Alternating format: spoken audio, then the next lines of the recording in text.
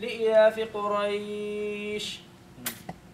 Okay, so it falls apart to be kind of the same thing, and everything else now, any ayah, if you're gonna stop on top of it, any word, and if it has a mad just before the last letter, so if the last letter, just before the last letter, you have alif or waw or ya, and you have this, then you can do mad in here. Okay, whatever the word is, mad, and you're going to stop at it, then you can do mad. That is 2, 4, or 6, as you please. Yes? When you're stopping at an ayat in the next word, you can do the shadda. You stop and say... You can't begin a word with a shadda. Meaning, like in Surah Waqi'ah, there's, in those ayats, all the words, sentences start with the shadda. Okay, good. There's a lot of places where you look at in the surah. Can you repeat the question? Okay, the question is, I'm repeating the question. There's a lot of times where you see in the beginning of the ayah, Surah Al-Waqi'ah, إِذَا وَقَعَتِ الْوَاقِعَةِ, it's written like this.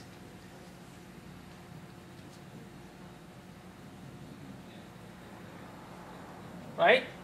It begins the ayah. لَيْسَتْ لِوَقَعَتِهَا ليس لوقعتها ليس لوقعتها ليس لوقعتها right كاذب. This is how to begin. إذا وقعت الواقعة ليس. How can you begin this? Read it for me. ليس. No, I'm not going to do that. When is this shadda comes into action? Tul means when you put a dhamma on it. Then no, this is not. No, hold on a second. We are wrong. It just doesn't have shadda in the beginning. Right. Either waqa'atil waqi'ah. There's so many in Right. I know what you mean. Here, give me something that has it has to have. I'll tell you. كاذبة خاف. It's in the like 16th or 17th ayat. Yeah. There's so many.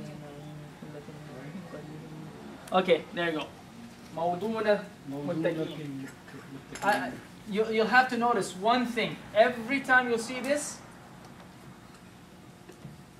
على سرر موضونة. Okay.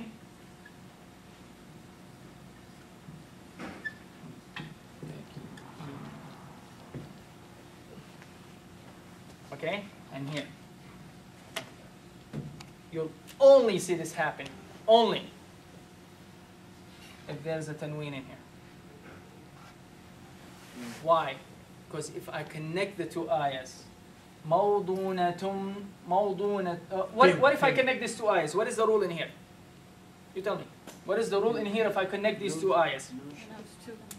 Huh? You're going to elongate it. No. Just look at it.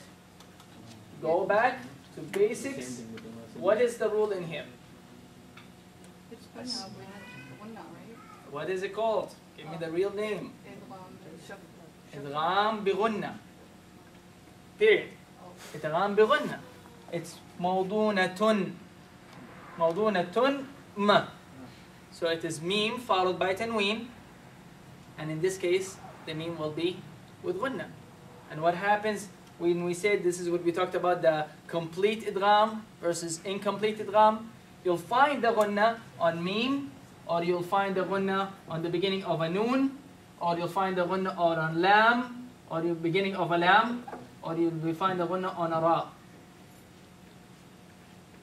Why? Because these are the words that in case there was a tanween before it, in case I connect it, I have to do what?